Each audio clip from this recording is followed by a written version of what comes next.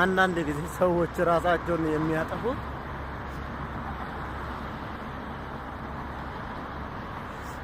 ለካስ ልክ ናቸው። ማርያምን ልክ ናቸው።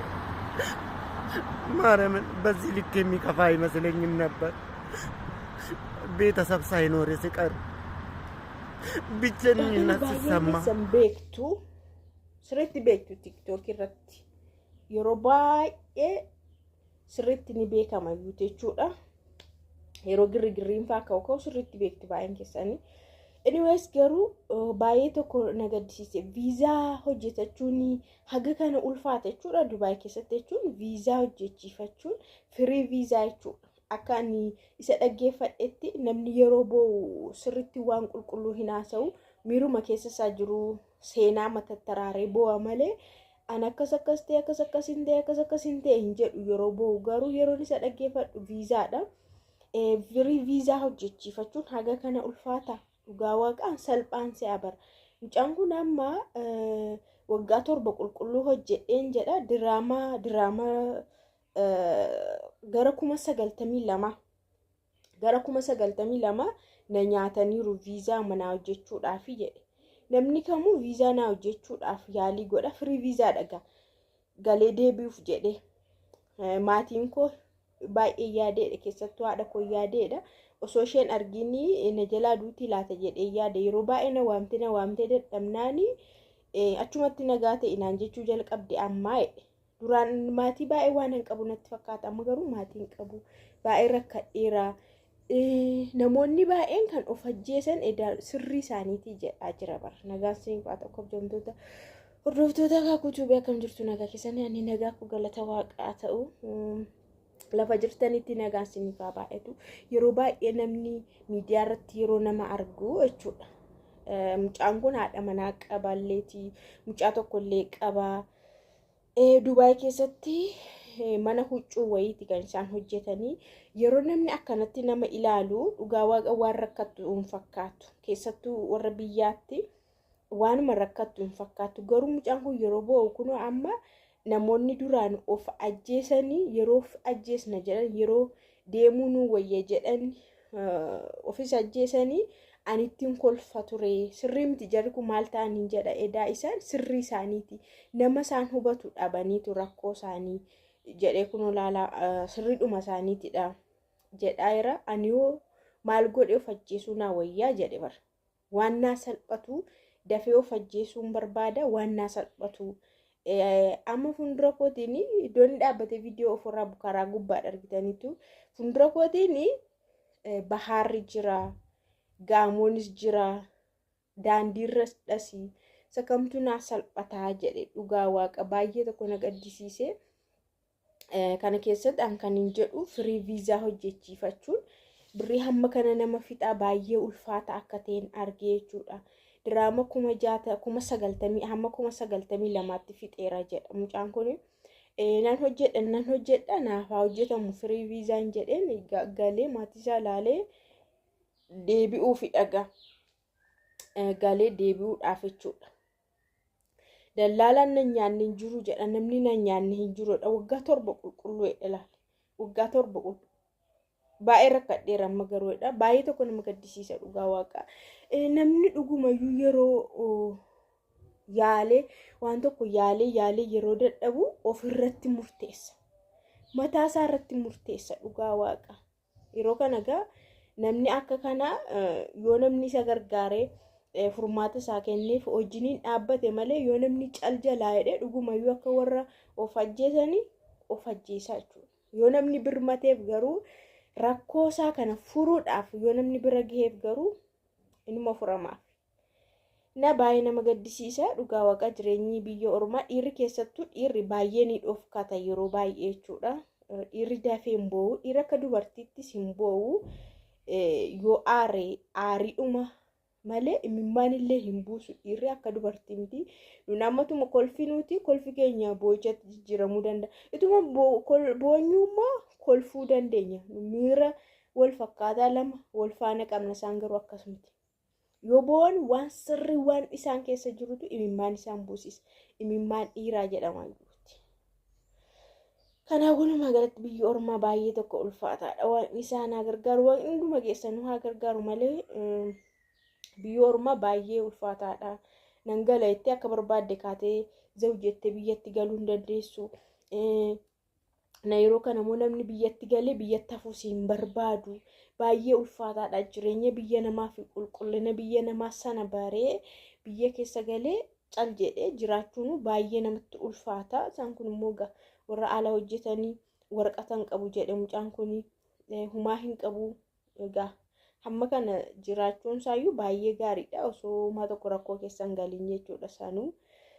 Walumaa galatti waan isaanii furmaataa kennuuf inni kan bira misirroo qophaa'e jechuudha. Misirroo kana qophaa'e hiriyaansaa Ugaandaa jirtu yeroo muraasa keessatti wal fuudhuudhaaf kan qophaa'anii haadha isaatiif ilma tokkicha kan ta'e haati isaa ilma tokkicha kana qofa waan qabduu fi mucaan koo fuudhee dafee fuudhee waggaa 24 akkas 25 mucaan kun dhuguma misirroodha. Fuudhee akka mucaasaa arguu barbaada jettee haati kun jechuudha. Anaaf mucaa tokkicha qofa jettee qophaa'aa jirti baay'ee fuusisuudhaaf. Hiriyaansaallee Ugaandaadhaan dhuftee asitti cidha godhachuudhaaf isheenillee qophiirra jirti. Innillee qophaa'aara. Haatillee cidha kana qopheessuudhaaf hojjechuudhaaf qophiirra jirti jechuudha. Nama akkasiitu lubbuu isaa dabarsan jechuudha. Baay'ee nama gaddisiisa. Biyya keenya keessatti mucaan kun raayidii hojjeta. Raayidii hin beektu. Akka biyya keessanitti maal jedhama afaan keessanii sawwaaqamti maal jedhama ni xalabatanii fidatan manatti waammatan jechuudha. Mashwaar mitiire eeno asti garuu raayidii jedhama. Raayidii hojjeta. Egaa raayidiin baay'ee rakkisaa akka ta'e hundi keessanuu ni dhageessu jedhee yaada miidiyaarraa halkan keessattuu halkan yeroo namni hojjetu namni hon jedheedhuma akka waan ofiisaa bakka tokko deemutti si xalabata. Lookeeshiniidhaan dhufa baay'ee asisi itti himta naannoo jirtu yoo itti himte lookeeshiniidhaan dhufee si dhaabbata balbalarra yoo ta'u baatellee dhiyaate haga deemu deemeetu haga deemsisee dhaabbatee si dawwala hin dhaqxa. Namoonni baay'een raayidoota akkas godhanii mucaa wayiillee mucaa bishooftu dhiyoo kana mucaa xiqqaa dhugaa waaqa warri raayidii akkanatti waamaniitu mucaa ganaa ol guddataa jiru qab godhanii nyaataniisa konkolaataa isaa fudhatan jechuudha. Baay'ee nama gaddisiisa dhugaa waaqa. Baay'eedha halkan keessa ijoollee raayidiidhaan kan ajjeefame. Sababni isaa konkolaattiitti harkaa fudhachuuf jechuudha. Halkan keessa yeroo isaan hojjetan. Xalabanii fuudhanii bakka fagoo geessu asirraan silaasitu ajajatamti iddoo dhaqxu asirraan nu baasee achirraan nu baasee iddoo akkanaa deemnedhaan iddoo wayiitti konkolaataa keessatti isa fudhanii xaxxisa godhu. Achi ofiis warra oofuu beekuudha. Zoor godhan iddoo ta'e reenfa kaanii konkolaatitti fudhatanii deemu. Dhugaa waaqa baay'ee tokko nama gaddisiisa jireenyi biyya keenyaa jechuudha. Mucaa kana akkanuma godhan jechuudha. Halkan keessa kan isaan bilbilanii laaftoo bakka Finfinnee keessa bakka laaftoo jedhamu beektu. Iddoo sanaatti kan inni jiru sararri isaa jechuudha. Yeroo ka'u onlaayinii waan ta'eef sirriitti beekama. Onlaayinii waan ta'eef iddoo inni ka'ee fi iddoo inni ga'e hundi isaa onlaayiniidhaan hin hordofamaa jechuudha. Raayidiin galmaa'ee hojjeta waan ta'eef onlaayiniidhaan. Isa booda achiiti kan inni ka'e. Bilbilanii fi achi kaasan. Booda hamma halkan keessa immoo ijoolleen raayidii walii bilbilu. Hin sodaatu waan ta'eef yoo dhiisan baay'ee hojiidha. Yoo dhiisan hojiidha. Inni kaan qacarame kan mootummaati raayidii baay'een kaampaaniidha. Inni kaan immoo kanuma mataasaa warri mataa isaaniillee halkan hin hojjetan guyyaadhuma hojjetanii sa'aatii 12 ta'an mana isaaniitti galu. Warri qacaramanii hojjetan garuu halkan keessa sa'aatii 6 hojjetu. Ni hojjetu jechuudha. Halkanillee dabariidhaan qacarameetu waan ta'eef. Mucaan kana achiitii kan inni ka'e garuu walii bilbilaa deddeemu. Osoo walii bilbilanii yeroo gara qaalitti yeroo akka gaheen bilbila isaa hin dhaabbate jechuudha mucaan kun. Warri ijoolleen isaa bilbilaa turan hiriyoonni isaa warri raayidii akka isaa hojjetan yeroo dhiyaatanii dubbatan akkas jedhan jechuudha. achi ga'ee hin dhabame mucaan kun. Booda bakka naannoo sana reenfisa naannoo sana argame. Konkolaatittiin hin badde eenyu akka isa ajjeese eenyu akka isa maal godhe aga ammaallee hin baramne. Mucaan kun kaleessa awwaalame dhugaa waaqa. Mucaan cidhaaf qophaa'aa jiran warri isaanii innillee cidhaaf qophaa'aa jiru. Hojii kan biraas ni hojjeta mucaan kun dabalataan raayidii kana garuu dabalataan hojjeta. Warra isaa sirriitti nama gargaaruu fi ofiisaallee waan tokko fuudhuudhaaf haala kan mijeeffate jechuudha. Ijoollummaadhaan hojii nama jalqabe.